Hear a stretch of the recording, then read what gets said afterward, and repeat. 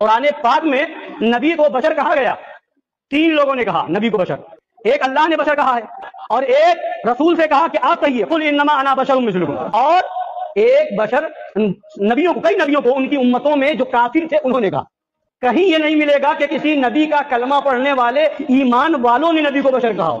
قرآن میں تین لوگوں کا قول ہے قرآن میں، یا تو خدا نے بشر کہا، یا نبی نے بشر کہا، یا کافر نے کہا. خدا ہو نہیں سکتا، نبی ہو نہیں سکتا. اب فیصلہ کر لے کیا ہوا. کوئی اس جاہل کو بتائے کہ اگر ہم نے نبی کو بشر مانا ہے تو قرآن کے کہنے سے مانا ہے، اگر ہم نے نبی کو بشر مانا ہے تو پیغمبر کے کہنے سے مانا ہے. قرآن نے کہا قل انما انا بشر، اے نبی آپ کہو کہ میں بشر ہوں. تو نبی نے خود کو بشر کہا تو نبی کی اتباع میں ہم نے بھی نبی کو بشر مانا. قرآن پاک نے نبی کو بشر کہا تو ہم نے قرآن کی بات مانتے ہوئے نبی کو بشر مانا ہے.